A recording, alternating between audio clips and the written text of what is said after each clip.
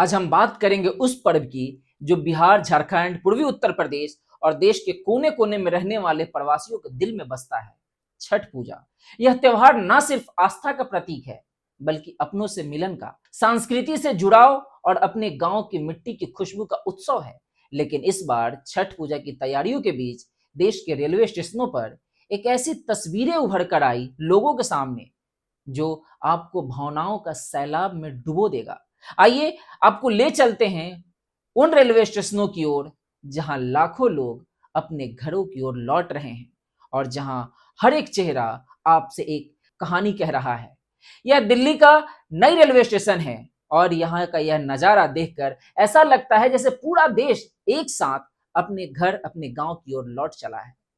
छठ पूजा का पवित्र पर्व नजदीक है और लाखों लोग अपने गांव, अपने घरों की ओर लौट रहे हैं जहां वे सूर्य भगवान की और छठ मैया की आराधना करेंगे।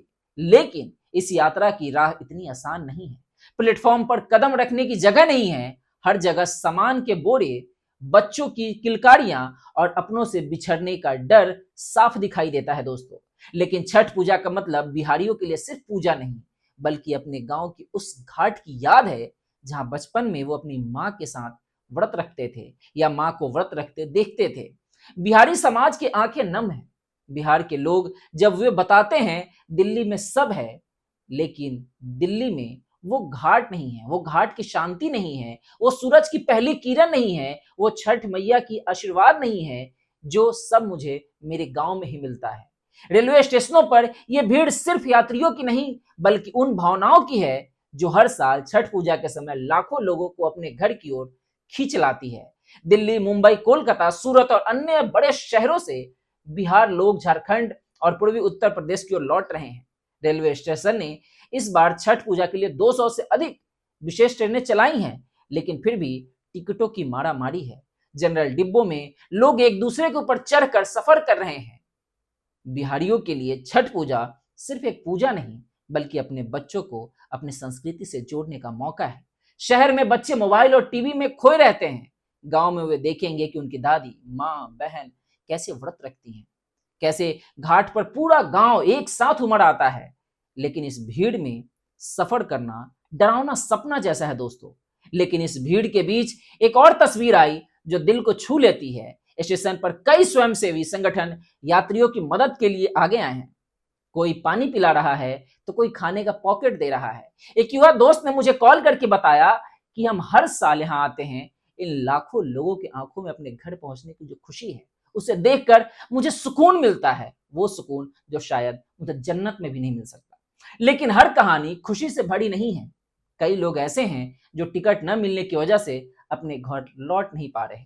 बहुत से लोग स्टेशन के बाहर उदास बैठे हैं, उनकी आवाज में निराशा साफ झलकती है।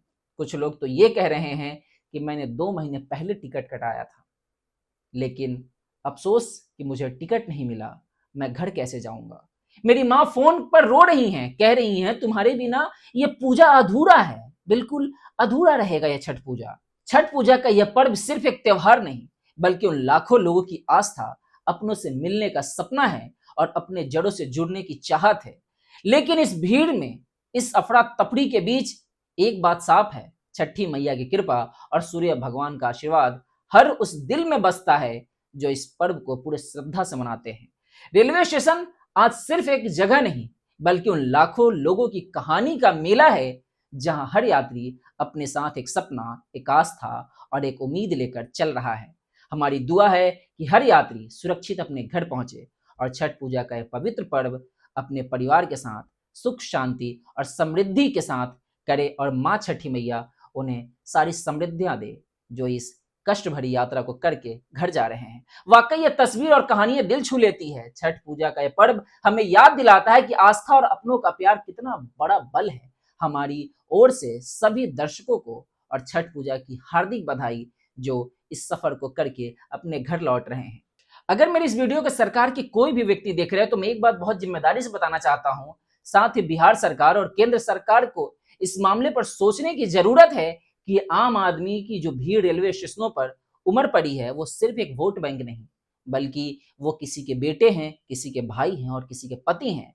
उन्हें अपने मंजिल तक पहुंचवाना ये सरकार के साथ साथ उन सभी यात्रियों का जिम्मेदारी है, वो सभी लोगों का जिम्मेदारी है जो इस घटनाक्रम में उन यात्रियों के साथ हैं, जो इस सफर में कष्ट कर रहे हैं, जो बड़ी बड़ी कतारों में लग रहे हैं, रेलवे स्टेशनों पर, ट्रेनों में एक दूसरे के ऊपर चढ़कर बैठ रहे हैं। ये उन सभी लोगों का जिम्मेदारी है सरकार का कि उन्हें सही सलामत सुरक्षित उन्हें अपने मंजिल तक पहुंचाया जाए। अभी के लिए बस इतना ही, जल्द मिलेंगे अगले वीडियो में। तब तक के लिए आप सभी का बहुत शुक्रिया, और फिर से एक बार मैं आप सभी को छठ पूजा का, महापर्व का हार्दिक शुभकामनाएं देता हूं। धन्यवाद।